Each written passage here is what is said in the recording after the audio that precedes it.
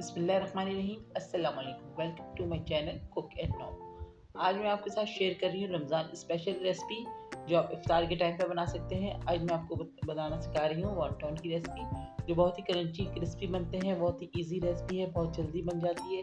आप इसको बनाकर फ्रीज़ भी कर सकते हैं, टाइम पर फ्राई कर सकते हैं। वीडियो के एंड तक देखिएगा। चलिए इसको बनाना स्टार्ट करते हैं।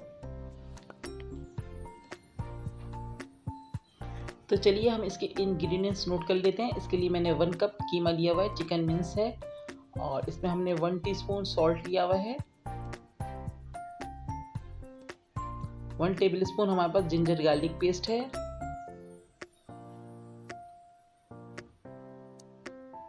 1 टेबल स्पून इसमें ऑयल यूज़ करेंगे।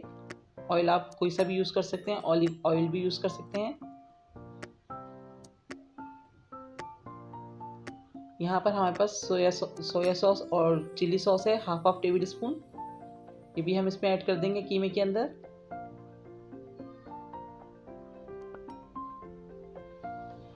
यहाँ हमने अंडा लिया हुआ है। अगर आपके पास अंडा बड़े साइज़ का है तो आधा यूज़ कीजिएगा, अगर छोटा है तो आप फुल एग यूज़ कर सकते हैं।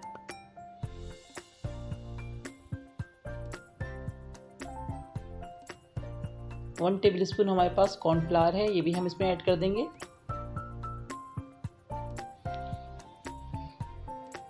अब हम सब चीज़ों को मिक्स कर लेंगे बहुत अच्छे से।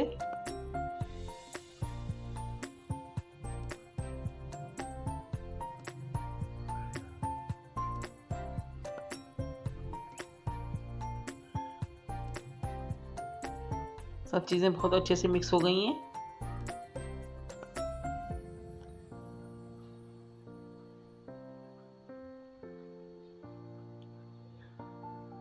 यहाँ हमने एक ग्रीन चिलीज़ ली हुई है जिसको हमने बारीक चॉप किया हुआ है, और हरी प्याज है 1/4 कप के करीब है जिसको हमने बारीक चॉप किया हुआ है। इन दोनों चीज़ों को हम इसमें मिक्स कर देंगे अपने कीमे के अंदर। हमारी ये स्टफिंग बिल्कुल रेडी हो गई है, बस इसको अच्छे से मिक्स करें और इसको हम साइड में कर रहे हैं।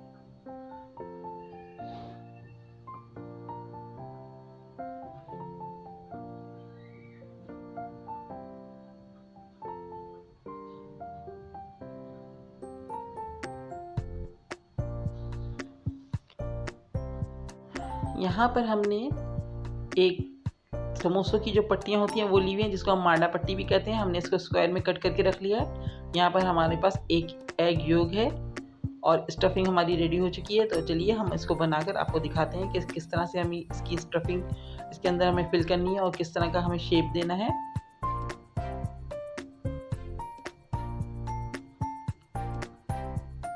अब हम इस पे साइडों पे, इसके कॉर्नर्स पे एग योग से ब्रश कर रहे हैं।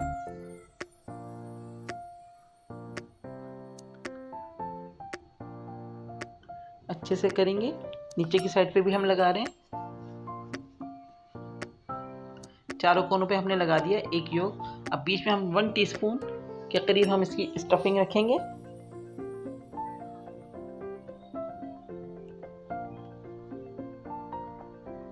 अब ऊपर के कॉर्नर को नीचे वाले कॉर्नर से मिलाएंगे और फिंगर से प्रेस करके इसको फोल्ड बिल्कुल पैक कर देंगे, कहीं से खुला ना रहे, इस तरह से। ठीक है, अब हम इन और से देखिएगा कि मैं इसको किस तरह से फोल्ड करूंगी। अब इस कॉर्नर्स को यहाँ पर भी हम थोड़ा थोड़ा सा एग ब्रश करेंगे।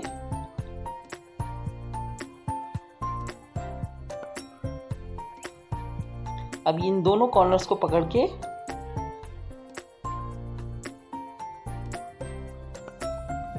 इस तरह से हम इसको प्रेस करके इसको बंद कर देंगे, इस कॉर्नर को। इस तरह के से हमारा शेप रेडी हो गया है हमारे वॉन्टॉन का। इस तरह से हम करेंगे। एक मैं और आपको दिखा दूंगी करके। ये देखिए,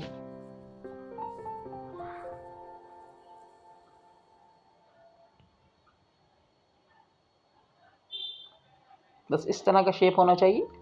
ख्याल रखिएगा कि इसकी खुले नहीं, स्टफिंग जो है वो बाहर ना आए। अच्छे तरीके से इसको फोल्ड करेंगे। यहाँ मैं आपको एक और दिखा देती हूँ किस तरह से मैंने इसको फोल्ड किया है। अब दोबारा से हम एग योक से हम ब्रश कर रहे हैं। अब हम सिर्फ ऊपर की साइड पे लगाएंगे, ज़रूरी नहीं है कि आप चारों कोनों पे लगाएं। इस तरफ लगाना इतना ज़रूरी नहीं है, आप अपने ऊपर लगा दिए इतना ही काफ़ी है।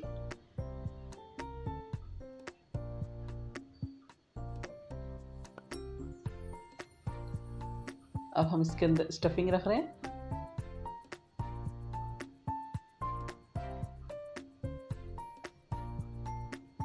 दोबारा से हम नीचे का कॉर्नर ऊपर की तरफ लेकर जाएंगे, कॉर्नर से कॉर्नर्स को मिला देंगे और उसको बिल्कुल पैक कर देंगे फिंगर से प्रेस कर करके।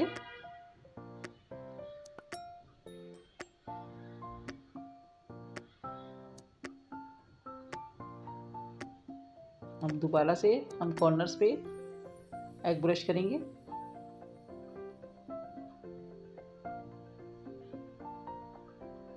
ये देखें, इस तरह से हम फोल्डिंग करते हुए लेकर आएंगे और दूसरे कॉर्नर को हम आपस में जोड़ देंगे और इस तरह से हमारा वॉन्टॉन रेडी हो जाएगा। इसी तरह से हम सारे रेडी कर देंगे। ये देखिए, मैंने सारे रेडी करके रख लिए हैं। अब आप चाहें तो इस वक्त इसको आप फ्रीज़ भी कर सकते हैं। मैं इसको थोड़ी देर के लिए फ्रिज में रख रही हूँ, फ्रीज़र में रख रही हूँ।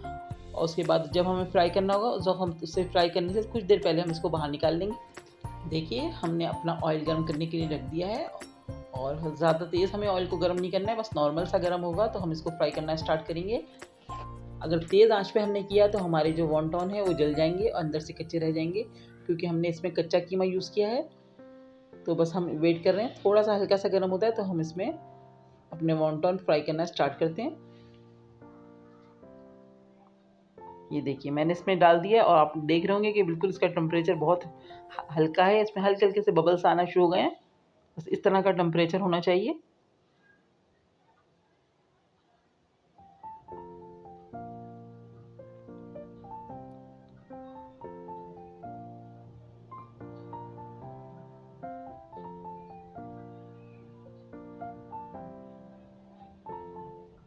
बस जितना स्पेस है आप उतना ही डालिएगा, ज़्यादा मत डालिएगा वरना फ्राई करने में प्रॉब्लम होगी।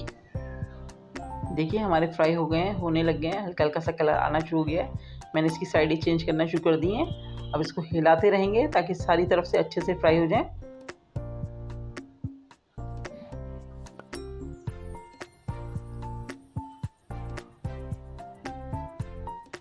बस ख्याल रखना है फ्लेम बिल्कुल स्लो होना चाहिए हमारा।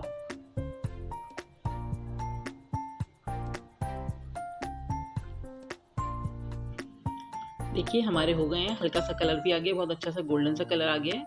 बस अब हम इसको निकाल के किसी स्ट्रेनर में या फिर किचन टॉवल पर रख देंगे ताकि इसका एक्सेस ऑयल निकल जाए। मज़ीद हम इसमें फ्राई करेंगे। बस ख्याल यही रखना है कि टेम्परेचर हमारा कम होना चाहिए ऑयल का।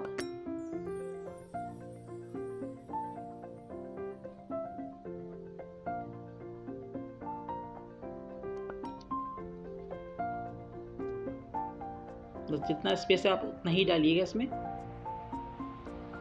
देखिए, ये भी हमारे हो गए हैं, इसको भी अब हम निकाल लेंगे।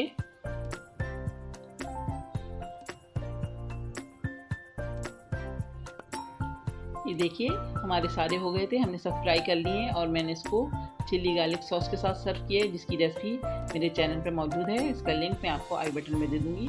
बहुत ज़बरदस्त सी क्रंची सी रेसिपी है, बहुत ईजी रेसिपी है। आप इसको बनाकर फ्रीज़ कर सकते हैं, बहुत काम आने वाली रेसिपी है। आप इसको ज़रूर ट्राई कीजिएगा। और अगर आपको मेरी ये वीडियो पसंद आई है तो प्लीज़ मेरे चैनल को सब्सक्राइब कीजिएगा, लाइक कीजिएगा, कमेंट्स कीजिएगा और अपने फ्रेंड्स के साथ शेयर कीजिएगा। नेक्स्ट वीडियो के साथ इंशाल्लाह बहुत जल्द आऊँगी। दुआओं में याद रखिएगा। अल्लाह हाफिज़।